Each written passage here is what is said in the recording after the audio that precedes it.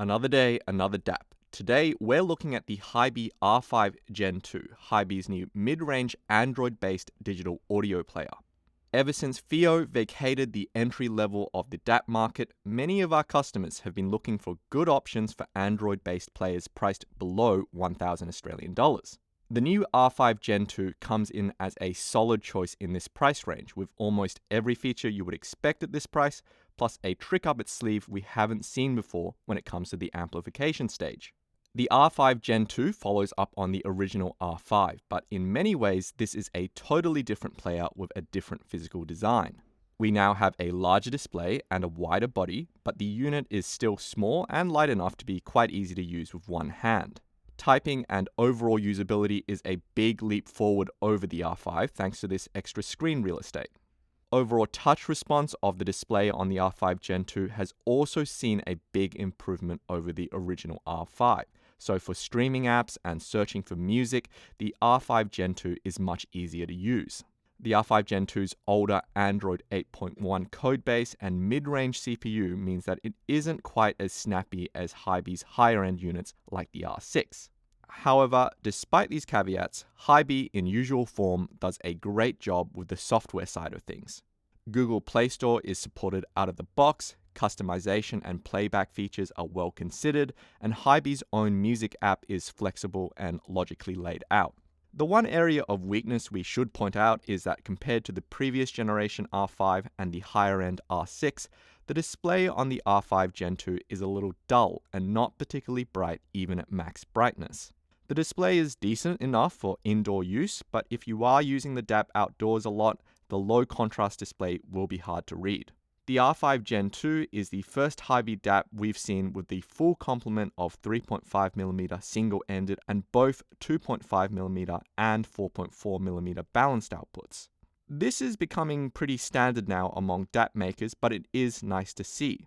And on the R5 Gen 2, it's what's driving these outputs that is the unique aspect of this player. The R5 Gen 2 has dual Ess Dax, and it also has two amplification circuits to choose between. There's economy mode, where the R5 uses the off-the-shelf amplifier, which is part of the ESS chip package, and then there is Class A amp mode, which uses a completely discrete Class A amplifier stage. The economy mode is more energy efficient, as the name suggests, getting you up to a whopping 35 hours of music playback. In this mode, the R5 Gen 2 performs quite similarly to the R3 Pro Saber, which we found to be a perfectly clean and great sounding player in its own right. The Class A amp mode, though, is a bit more special. Class A amplifiers are famous for providing lower distortion and a more pleasant sound because the distortion being produced is mostly second-order harmonics. The trade-off is that Class A amplifiers are far less energy efficient as they waste at least half the input power in the form of heat. On the HiBy R5 Gen 2, the Class A amp stage certainly lives up to this description. The Class A mode has marginally higher power output, and to my ears, it sounds slightly smoother, meaning that it was less fatiguing to listen to even at higher volumes. It's a very subtle difference and probably something you're only going to appreciate after hours of listening, but the Class A output really does sound clean without being edgy.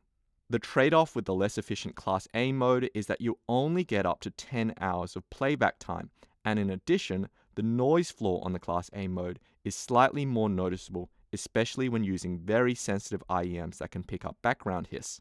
You either have to go down to the R3 Pro Saber or up to something like the RS6 to get near silent output from a HiBy player. Overall output power on the R5 is relatively modest, with up to 150 milliwatts of power output on the single-ended connection and up to 475 milliwatts on the balanced outputs. For high-impedance headphones, the maximum output is 2.2 volts for single-ended output or 3.9 volts on the balanced outputs.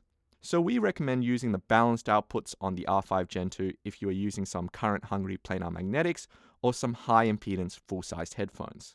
While the R5 Gen 2 might not be the most powerful player in the land and it may not have the brightest display, at this price point, we don't think these are deal breakers for most people. The dual amplifiers and compact size of the R5 Gen 2 make it a versatile performer. Class A output for hours of unfatiguing critical listening, and economy mode for all-day playback. We think the R5 Gen 2 is a good option in an increasingly rare category of Android-based audio players that won't break the bank, and we welcome you to check it out in store or order online at minidisc.com.au. This is Lachlan for Minidisc TV, and we'll see you next time.